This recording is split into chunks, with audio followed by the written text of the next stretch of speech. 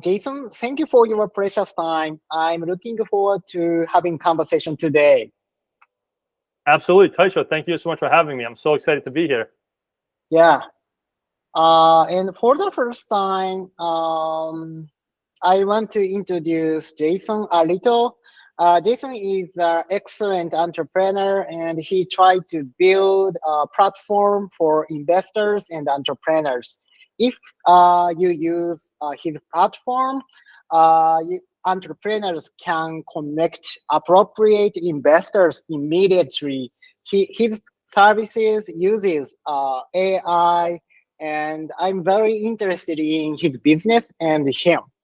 So I'm looking forward to talking with him today. Jason, I introduced to you for a Yes, little, but could you introduce by yourself more deeply? absolutely. And Taisho, thank you so much for the warm welcome. I appreciate it. So Taisho, the way I want to do this is I'm going to share my screen. I'd like to actually Okay. visualize kind of our background, and I think that'll really help to tell the story. So in about 2 seconds, the viewer should be able to see a YouTube video. Um, and I'm going to tell the story about myself and my team, and it's all going to correlate back to the platform that Taisho had mentioned. So just a quick start story for us. We've been around for about a decade now as Startup Boost. And the way we started was just a small meetup in New York City, right? This is a video of a panel that we did. We had about 100 people there. We had speakers who were founders, investors, this type of thing.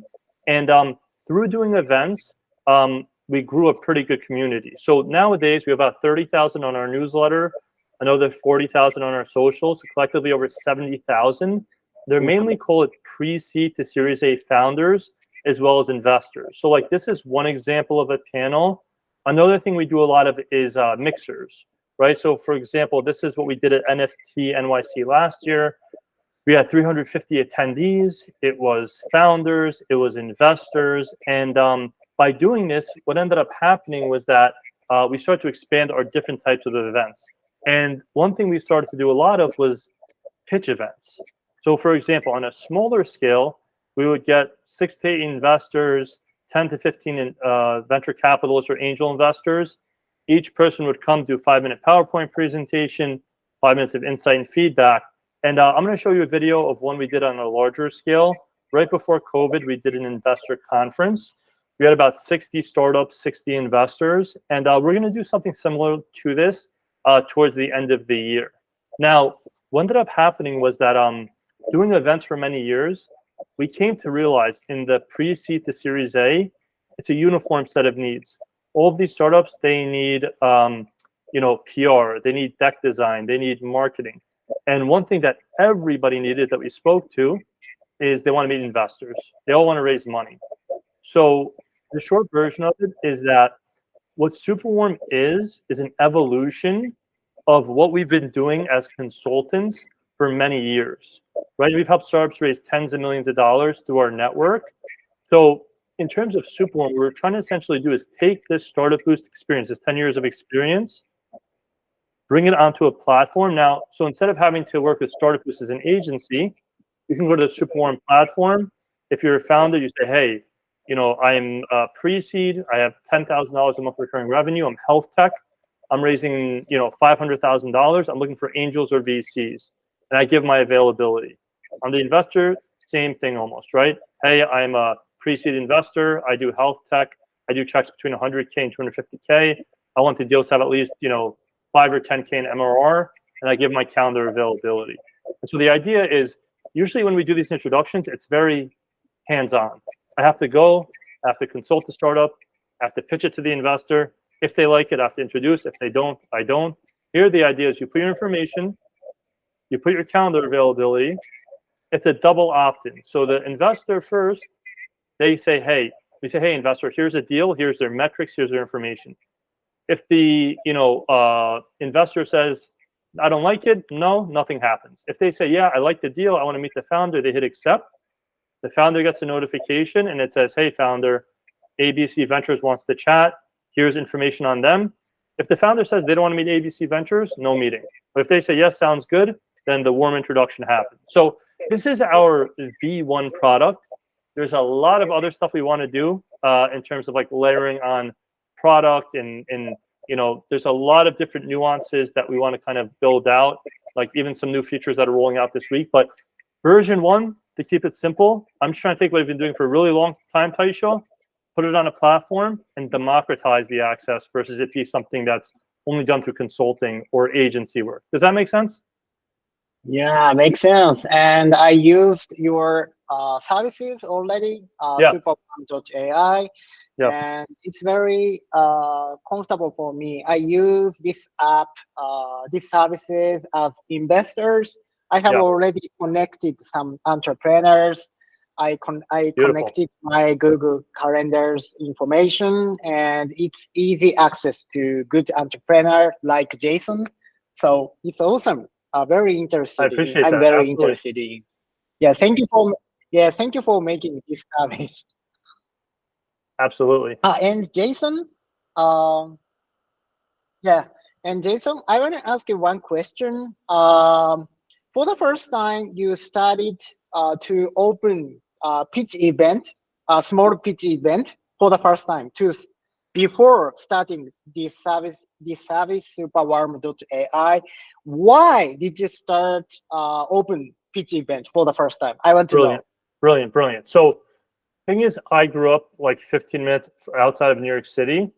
And, I always wanted to be in the tech business, especially when I was in college, but I didn't want to go to San Francisco. That's like the tech hub. But I said, New York's New York. There's going to be some sort of community here. And so, I used to work in my family business. Literally on the weekdays, I would hop on the bus after work. I'd go to New York. I'd go to events, right? Some events were really good. Some events not really worth going to New York and taking a trip and all this. So eventually I said, you know what? I want to start doing my own events.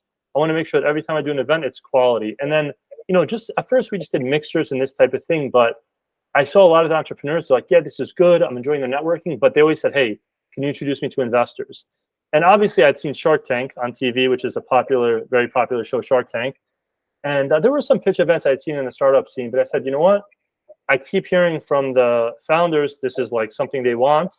I kept listening and listening, and it just kept coming up like, hey, can you get me in front of investors? I'd love to pitch to investors. So it's something where to answer the question, I'd say what inspired me to actually do that specifically was just the feedback from the entrepreneurs. That's what really got me to try it. And, the first one was really good. They just kept, and even I was surprised the investors, they wanted to come to them. At first I said, you know what? Sure, I get why the founders want it, but do the investors really want it? But we've had really top investors, Verizon Ventures, Amex Ventures, Graycroft. I mean, top tier VCs have been at our events. So it's Yeah. something where both sides of the table seem to enjoy them and like to participate. So yeah, it was at first we were kind of just a broader event series, but then just based on demand, I started to really kind of focus in a bit more. Okay. Thank you for telling me. And it's very interesting. And New York, a lot of things. New York is your like garden. Yeah. Yeah, So you started for the first time. You started events. After that, you learned a lot from this experience. thousands And of conversations. Yeah, now you are trying to build this cool service, SuperWarm.AI. I could understand why you started this business and why did you start your event. I understand. And I love collecting many people like Jason. I think Jason is a very extroverted person. Me too. yeah, Uh, yeah, I, yeah. We get along. yeah, yeah, I own sushi restaurant in Tokyo, and I collect many entrepreneurs and executive and investors, and we try to provide our services to make and eat sushi. Not only eating sushi, the time is very fun, so fun. Yeah, And after finishing making and eating sushi, some investors invest entrepreneurs, yeah. and we can make some good deal to provide this experience. So SuperWarm.AI is more I think SuperWarm.AI provide more huge opportunity to making a good deal for investors and 100%. entrepreneurs.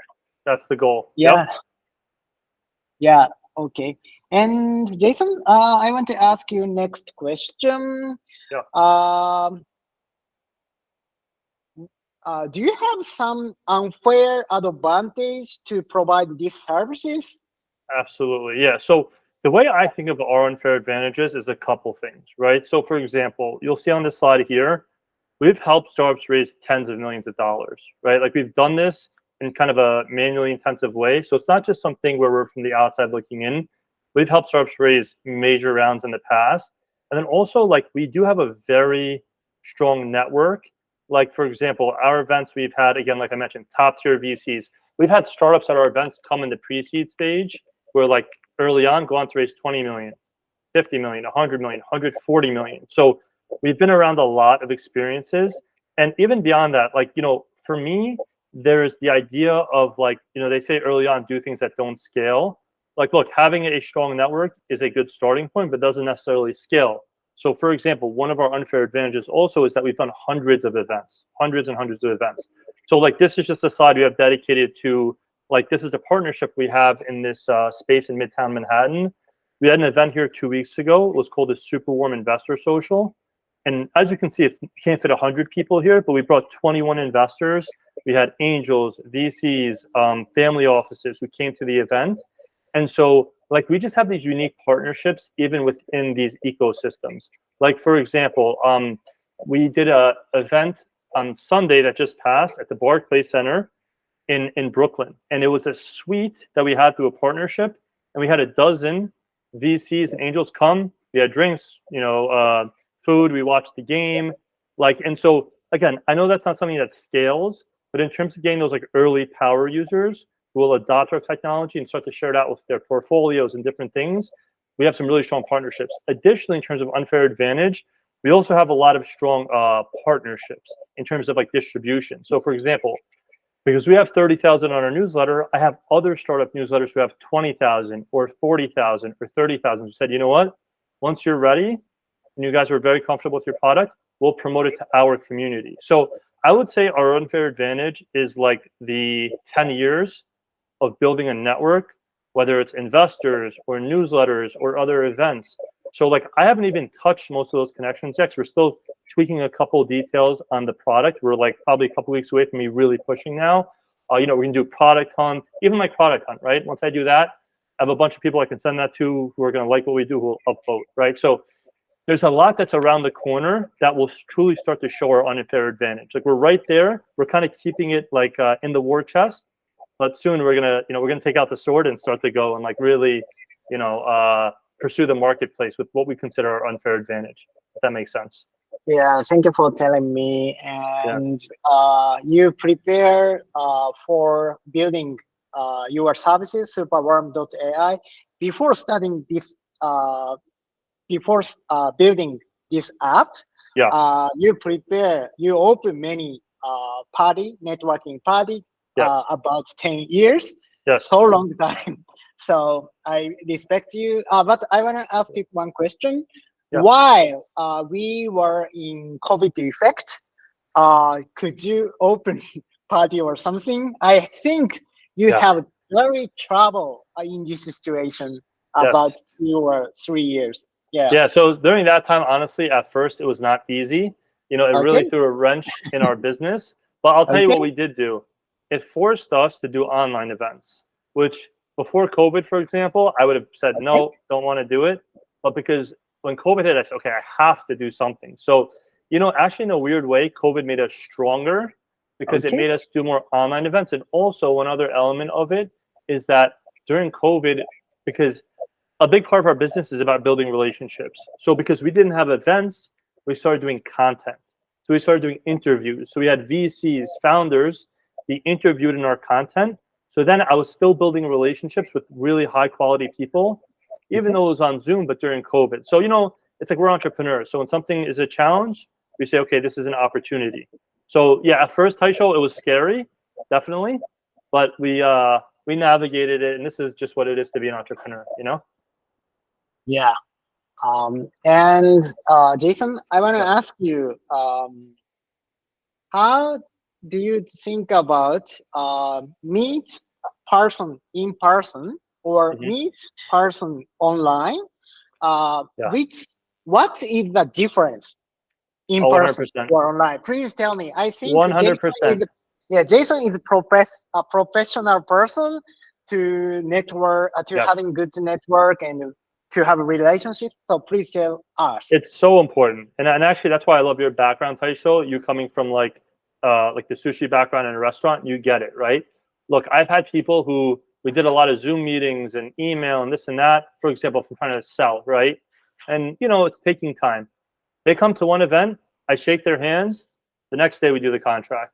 So look, I obviously during COVID we all sold a lot during COVID. We did what we had to do, but my opinion is that real like in-person events, it closes your sales cycle much smaller, whether you're raising money or trying to sell something. And like for example, I heard a quote the other day that I think is relevant to this, which I really like.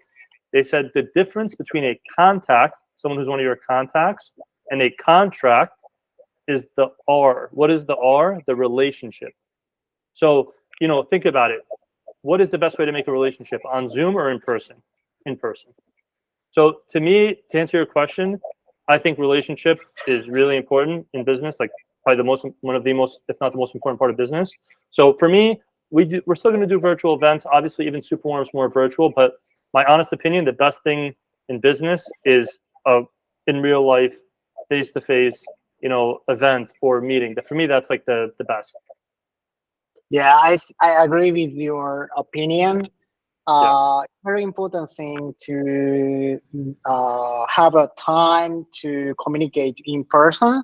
So I started making eat sushi with each other. We made this experience. I love it. Oh yeah, Jason, I wanna try to make and eat sushi with you in New York, I'm in. and I'm in. I love sushi. I'm in.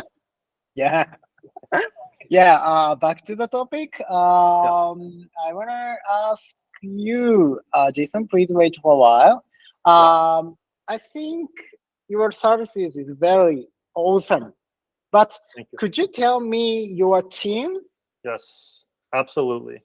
Yeah. So one of the things I'm going to switch this out. Okay, so one of the things about the team is that we've generated together as a team through like our previous business, which is still like running as we start to go full time on Superwarm, hopefully very soon. So right now we're more part time on it because we're raising money, but we've literally made millions of dollars in revenue together.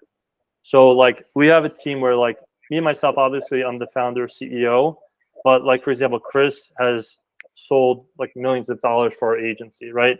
Jeff has done major events throughout the country. He's landed us huge clients, right?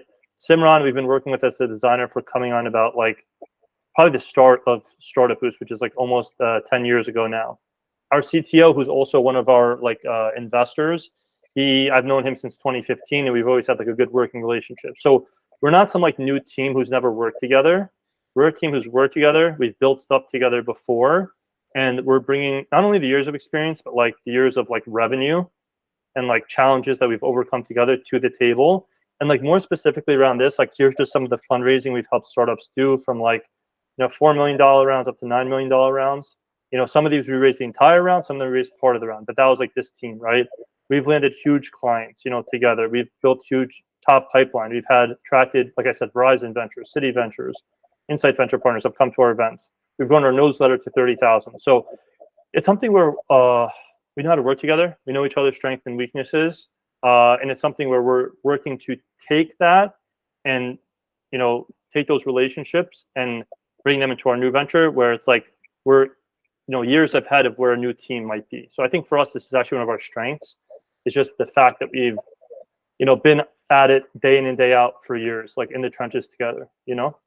Okay, thank you for telling me. So And yeah, these team members have experienced a lot. Awesome member.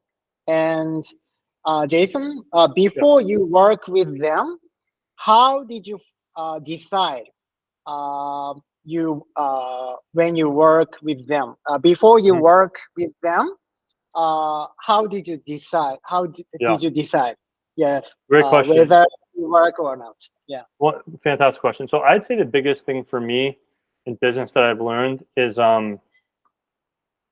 when it comes to like working with people in business, I feel like trust is huge.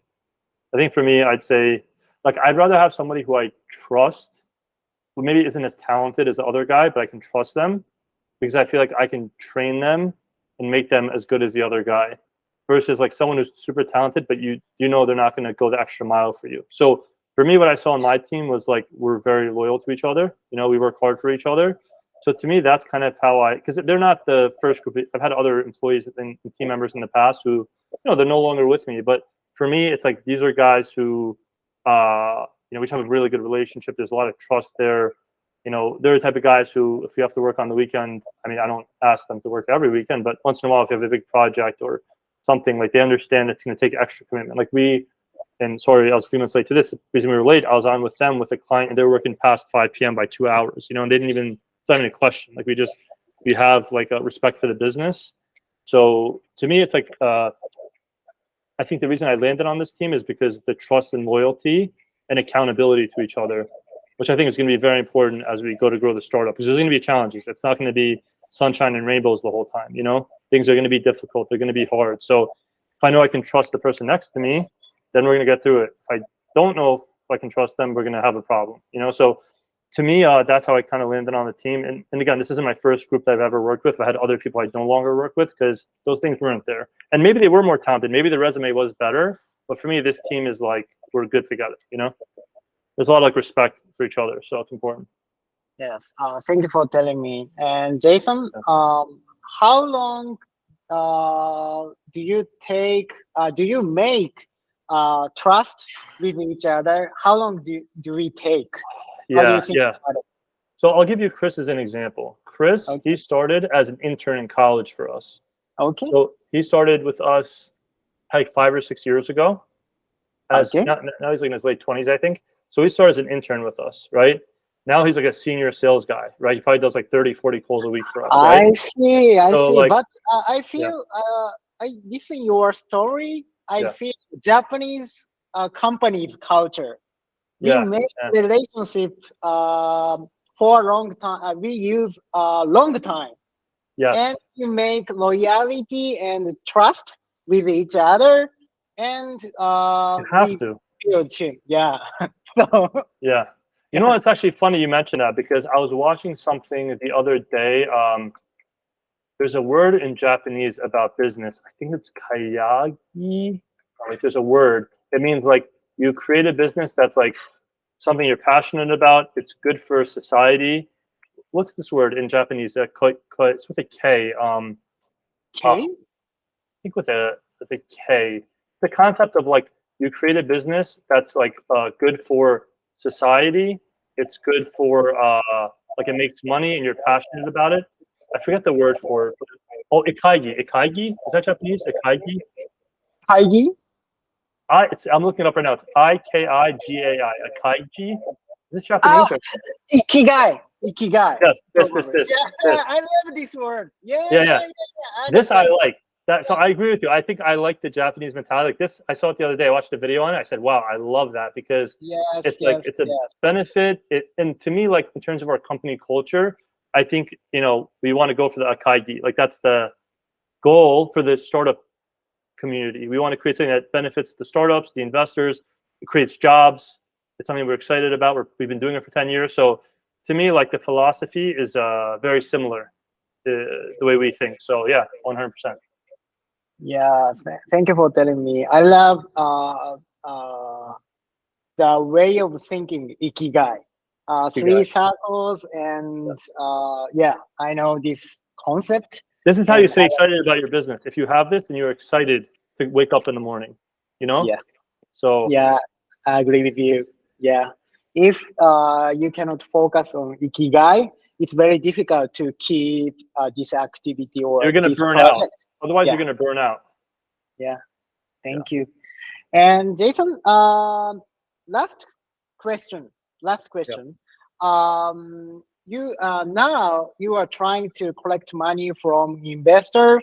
So please tell us how amount of money you want to collect from Yeah, yeah. investor or something? Sure, sure. So basically, at this point, we've raised about 115,000. We're Okay. looking to raise 250,000 for just a short-term round. I do have a couple of angel investors who like we're almost gonna like get the deal done. So my goal is in the next like 30 to 60 days to finish the 250 from some angels, get that done. That's my goal. And then towards the end of this year, well, sorry, over the next couple of months going into the fall, like September, everyone's going to be back in the US from vacation. They're going to be ready to work, like raise money, meet startups. So my goal is in the fall to really push our numbers up, right? Users, transactions, revenue. So now towards the end of this year, going into next year, I do want to raise a bigger round based on the traction of like 1 million, 2 million at least. I don't know the exact number because I want to see how much traction I have at that time and then really go like full all in. So near term, to answer your question, we've raised 115. We got 50K from Alpha One Ventures, who's like a venture studio. The other 65 is from like family, friends, and professional contacts who are angel investors. And again, I have 3 investors right now I'm in pretty deep talks with for at least the minimum of the 25. So I think we're almost there on the 250, but obviously we're having a lot of conversations. We're doing our best to create options, not be forced into one instead of the other, this kind of thing. So yeah, that's where we're at the moment, and that's what we're looking for to wrap up the current round. Okay. Thank you for telling me. If you are interested in investing his company and his services, please contact me or Jason. It's okay. You cannot speak English. I can translate for you. So thank you for sharing, Jason, Of your course. investment plan. Yeah, I Thank could you, understand. Taisho. Yeah. Jason, I Yeah. have already asked you all questions, but do you have something that you want to tell audience? Yeah, yeah, definitely. I mean, Definitely. Yeah. absolutely. Yeah. So I'd say the biggest thing in terms of like kind of what we're doing, what we're looking for, and it's funny, I mentioned this in the last slide. Like, and this is more for investors, like if they're interested. So I'm telling a lot of people in this stage, like half of the marketplace is the investors on our platform. So when I deal with investors, what I'm also interested is like, hey, yeah, money is helpful now. Obviously, we need like to continue to build and grow. But for me, it's also like the feedback, the connection. So for example, I have some investor that invested in us, Alpha One Ventures. Every week, I talk to one of their venture capital investors, and I say, hey, talk to me. How was your week? What were some of your challenges? What was like, what went well? What didn't you like about your process? Give me some ideas and how maybe we can improve this product. So one thing I would just say generally is like we're looking for people to almost be like an extension of the team because as an investor, for example, you're half of the platform, you're half of the personas. So for me, it's like not just about the money in this stage, it's about the relationship that you can educate me on what some of your challenges, right? Like just quick thing on at the event we did on Sunday, I had an investor. He said, "Hey, I have a lot of investors. They're sending me good deals." So then I put a new feature in our product. I put it on the development team like 2 days ago. I said, "Hey, I want to have something on the platform where since a lot of the investors they talk and recommend to each other on the platform. If Taisho likes a deal, he can click recommend and say, "Hey, send this to Jason," and then the deal goes to Jason. Taisho recommended this deal. So now it's not just I'm getting my own funnel, I'm sharing. And now when I see it from Taisho, I trust Taisho. Now I'm gonna say, oh, okay, let me look at the startup. I respect Taisho's opinion. So even just these kind of things. So, one last thing I'd say is like for us, we're looking for not just capital, but partners. And like even another conversation, one last thing, like I mentioned this to you, Taisho, like say we want to go into a different market. We want to go to Taiwan or Dubai or Tokyo or whatever. I only know America. I know the American market. I know, our investor community. I don't know anybody in Dubai. I know some people. I don't know anyone in Japan. I don't know anyone in Taiwan. So if it's also somebody who says, "Hey, Jason, hey, not Yeah, only I, I have I connections, this understand. is exciting too." And Yeah, if I can try to broadcast these services to Japan, can you listen? yeah, definitely. Yes, 100%. Well, me and you definitely need to talk more about that. That's a whole nother Probably meeting. Yeah, Wi-Fi. Yeah, environment is not so good. Yeah, good. Can you hear me now or no? It's okay. yeah, yeah, Yeah. No, definitely. yeah. So yeah, It's that's okay. my thinking. Yeah. Jason, your services is so intriguing. So, if I can provide this service to Japan, I think there is huge market. It is because in Japan, investors and entrepreneurs communicate with each other, but there is no trusted information and platform. So, I want to try to share Yeah. your services to Japan. Yeah, thank And you look, for today. I was last thing, last thing. enjoyable. Yeah, Taisha, last Nothing. thing. Okay, Yeah, enjoyable. last thing, man. Yeah. Also, I know Japan has one of the Okay. biggest VCs in the world, which is SoftBank. So I know there's a good community of VCs and different type of thing in Japan. So it's a strong market, and yeah, and just thank you, Yeah. Taisho, for today. I enjoyed the conversation. Thank you for having me. I hope you enjoyed it as well, and it was fantastic. So thank you so much. Of course. Yeah, it's my Yeah, pleasure. Yeah. cool. Thank you. Bye bye, Thank you. Jason. Okay, Taisha, we'll talk soon.